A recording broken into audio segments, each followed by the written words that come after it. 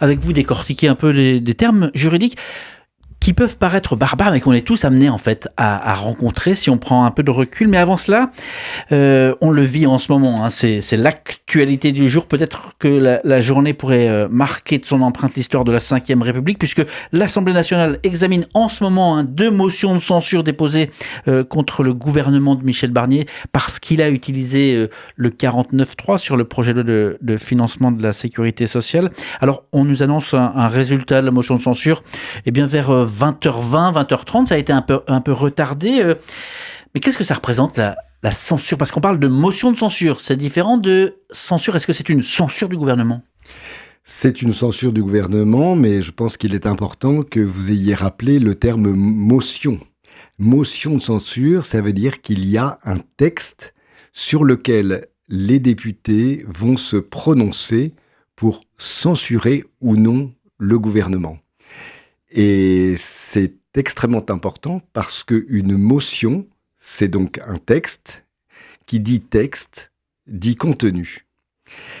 Ça veut dire que les députés, on va parler clairement des extrêmes, vont voter ensemble un texte identique, alors même que le texte qui est présenté révèle des opinions totalement différentes sur la question du budget, du contenu du budget tel qu'il a été présenté par le gouvernement. Et là, on entre dans le domaine davantage de la politique. Mais ce que vous dites, c'est qu'en fait, on parle de motion de censure parce qu'on n'a pas un accès direct à la censure. Le texte fait finalement est une étape pour présenter une censure. C'est tout à fait exact. Il n'y a pas de censure directe. Il faut qu'il y ait effectivement une motion. C'est-à-dire qu'en fait, il y a quand même une prise de responsabilité par rapport à quelque chose qui est grave dans le sens sérieux du terme. Je ne fais ici évidemment aucune politique sur les raisons pour lesquelles cette motion de censure est déposée, mais il faut savoir effectivement que c'est par rapport à un contenu que le gouvernement risque de tomber ou ne pas tomber, mais enfin, l'actualité semble nous dire qu'il va tomber. Quand on parle de censure brute et non motion de censure, là on parle de limiter finalement la liberté d'expression par une force, un pouvoir, un État, etc. Est-ce qu'en France, la censure existe quand on entend régulièrement, par exemple, des collègues crier à la censure est-ce que ça existe, la Alors, censure ? c'est un mot commun, j'allais dire la censure, on l'emploie beaucoup. On dit par exemple que la Cour de cassation censure la Cour d'appel. Dans les commentaires, alors là évidemment je parle en tant que juriste, mais la Cour de cassation qui est le plus haut degré de juridiction en France sur le plan civil, lorsque la Cour de cassation annule un arrêt de Cour d'appel, parce qu'elle a considéré que la Cour d'appel avait par exemple mal appliqué un texte de loi, eh bien, on dit la Cour de cassation censure la Cour d'appel. Donc, il y a quelque chose de l'ordre de la sanction dans la censure. Il faut bien retenir ça. Oui, ça arrive, donc de censurer, ça arrive. Mais convenons que en droit français, parce que nous sommes dans un régime démocratique, la censure est une totale exception. C'est bien la liberté qui est le principe. Parce que censurer, c'est grave. C'est interdire de manière radicale. Quand en droit on évoque la censure, l'annulation, le fait de rendre caduque ou qu'on résilie, on est d'accord qu'en droit, on obtient le même résultat, on repart à zéro, on efface tout, on recommence ? Pas tout à fait. Pas tout à fait, parce que ce sont des mots qui ont une conséquence juridique importante. Lorsque vous parlez effectivement de censure, vous parlez d'une sanction, j'allais dire quasiment a priori. Lorsque vous parlez, vous avez employé le terme, par exemple, caducité. Quelque chose qui est caduque, c'est quelque chose qui est privé d'effet. Et ça me rappelle d'ailleurs quelque chose que certains de nos auditeurs se rappelleront, mais c'est très très ancien et je m'en excuse. Mais c'est lorsque Yasser Arafat, le leader de l'OLP, l'Organisation de libération de la Palestine, était venu à Paris et avait fait une déclaration extrêmement importante pour l'époque en disant que la charte de l'OLP était caduque. Et certains s'étaient dit, alors je crois qu'il y a un éminent juriste qui lui avait soufflé ce mot. C'est très important. Ça veut dire que la charte de l'ALP n'était pas annulée. Elle était caduque, c'est-à-dire qu'elle était privée d'effet. Elle n'avait plus lieu d'être. C'est ça la caducité. Et c'est tout à fait différent de l'annulation. Annuler quelque chose, c'est faire comme si ça n'avait jamais existé. Et vous voyez, pour les juristes, cette sémantique, elle est essentielle. Parce qu'on ne peut pas employer un terme par rapport à un autre. Chaque terme a de l'importance. Mais alors, je ne suis pas juriste, je suis là pour vous poser des questions. J'ai cherché les distinctions entre nullité, annulation, caducité, etc. Et en fait, il y a très régulièrement des tableaux qui sortent. Est-ce que un avocat, un juriste se réfère à ce tableau, voilà, en cas de nullité? Alors, on prend l'article du Code civil, 1178 à 1185, et voilà ce qu'il en est. Ça correspond à telle réalité, caducité, telle réalité, et résiliation, telle réalité. Est-ce que c'est aussi mathématique et scientifique que ça? Écoutez, il y a un rapport entre le droit et la science. Oui, ça c'est exact, puisqu'il y a un certain nombre de logiques. On parle d'ailleurs de la science juridique. Alors, je ne connais pas la source de votre tableau, je ne connais pas sa pertinence, mais je trouve ça relativement intéressant quand même de classer, parce que précisément, je l'ai dit il y a quelques instants, les mots ont un sens, les mots ont une portée. Annuler quelque chose, c'est... faire disparaître un fait ou un acte de manière rétroactive. C'est-à-dire qu'on doit revenir à l'instant où cet acte n'existait pas. Donc, quelque chose d'annulé, c'est d'une certaine manière terrible. Alors, on va prendre des exemples très classiques du type de la vente. Une vente est annulée. Je dois remettre les choses en l'état lorsque la vente n'avait pas encore été consentie. Et donc, ça pose des problèmes majeurs en termes d'exécution.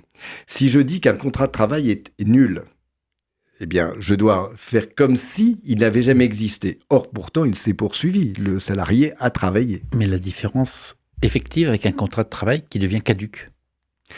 Alors, le contrat de travail caduc, je ne le connais pas. Je ne le connais pas. Sauf que la jurisprudence a aménagé la nullité d'un contrat, parce que ça peut arriver en droit du travail. Il s'est exécuté. On va considérer que les effets de la nullité ne valent que pour l'avenir. Ce qui a été fait, eh bien, vous ne pouvez pas le rendre. Je ne peux pas rendre ma prestation de travail. Je l'ai faite, mais le contrat est pourtant nul. Vous n'avez pas insisté sur le terme de résiliation qui existe en droit, et on peut comprendre résiliation. On résilie un contrat, ça veut dire qu'on met un terme finalement à ce contrat. Quelle distinction? Alors, la résiliation ne va jouer que pour l'avenir. Résilier, c'est considérer qu'il n'y a plus de possibilité d'exécuter le contrat. Et donc, ça va jouer pour l'avenir. Il n'y a pas d'effet rétroactif à une résiliation d'un contrat. Il peut y avoir des dommages et intérêts lorsque la responsabilité de l'un a causé préjudice à l'autre, et donc ça se résout en dommages et intérêts, mais la résiliation ne vaut que pour l'avenir. Et la résolution, parce que c'est un des termes qui finalement pourrait intervenir au même degré. Oui, alors vous avez raison. Alors ça, c'est une petite, non pas fantaisie, parce que tout est grave, mais la résolution se rapproche de l'annulation, parce que effectivement, elle va se réintéresser à l'origine même du contrat. Alors que la résiliation, on a pu avoir un contrat qui fonctionnait très bien, mais qui pour l'avenir ne pourra plus fonctionner parce qu'il y a quelque chose, un événement qui a fait que, par exemple, celui qui doit une prestation à l'autre n'est plus en mesure de l'exécuter. Et donc là, on va considérer que le contrat doit être résilié. Encore faut-il le demander. Mais voilà la grosse différence. La résolution, en revanche, va faire remonter quelque chose qui est de l'origine même du contrat et qui va empêcher pour l'avenir son exécution. J'aurai encore des tas et tas de questions, mais je vois le chronomètre qui file sur ces réalités. Mais pour en revenir à la motion de censure qui est au cœur de l'actualité, en termes de justice, si le gouvernement de Michel Barnier venait à tomber, est-ce qu'il y a des conséquences concrètes pour le monde de la justice aujourd'hui ? Je dirais la première qui me vient à l'esprit, c'est évidemment la question du budget de la justice. Bon, il est déjà en peine. Inutile de vous dire que ça ne va pas arranger le monde judiciaire parce que effectivement, nous sommes, en tout cas provisoirement sans doute, sans budget, que tout va être reconduit, mais au visa de ce qu'on appelle la poursuite des affaires courantes, et qu'il va falloir évidemment se doter d'un budget, mais quel sera ce budget pour la justice? Personne ne peut le dire. Personne ne peut le dire aujourd'hui. Oui, donc forcément, je dirais que chaque grand corps d'État est forcément en questionnement ce soir par rapport au budget qui lui est consacré, oui. On va se retrouver la prochaine fois, ce sera en 2025. Il y a une trêve de Noël qui existe pour le commun des mortels pour les vacances de Noël, mais est-ce qu'il existe une trêve de Noël pour le milieu judiciaire? J'emploierai pas le terme parce que le monde judiciaire est un monde qui est permanent. C'est, comme nous disons souvent, c'est un socle démocratique, donc la justice ne s'arrête pas. La justice est permanente.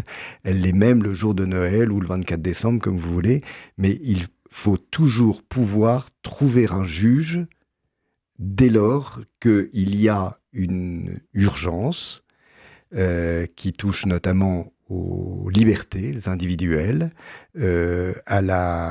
aux délits qui peuvent se commettre. Bref, lorsque la personne humaine est en jeu, forcément, vous devez pouvoir trouver un juge qui vous ouvre la porte, puisque on sait très bien que la justice, évidemment, se rend dans un palais de justice, mais elle peut se rendre aussi dans le bureau du juge, si, pour des questions matérielles et effectivement de trêve de Noël, eh bien, il faut néanmoins demander que la porte du juge soit ouverte. Donc oui, la justice est permanente, et il n'y a pas de trêve de Noël. Pour les affaires courantes, bien évidemment, elles sont suspendues le temps des vacances judiciaires. Enfin, c'est le terme employé, vacances judiciaires, qui donne un petit peu de liberté aux uns et aux autres. Maître Franck Sprit, est-ce que vous me permettez une petite question personnelle? Personnelle? Ça dépend laquelle. Vous venez de remporter les élections ordinales pour accompagner le futur bâtonnier dans son mandat. Félicitations, mais qu'est-ce que ça veut dire? Vous êtes bien renseigné d'ailleurs. Oui, enfin c'est de toute façon une fonction, j'allais dire, publique, en tout cas qui est consacrée à notre ordre, puisque nous sommes une profession réglementée.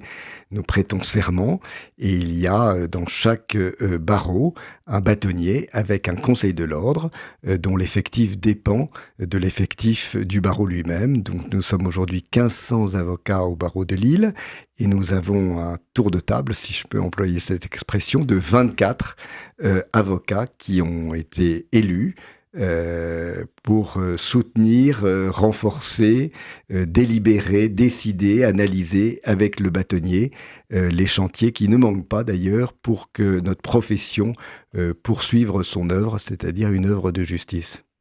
Eh bien, félicitations, mais je sais que RCF ne sera pas la variable d'ajustement sur votre temps de travail qui désormais doit s'accumuler.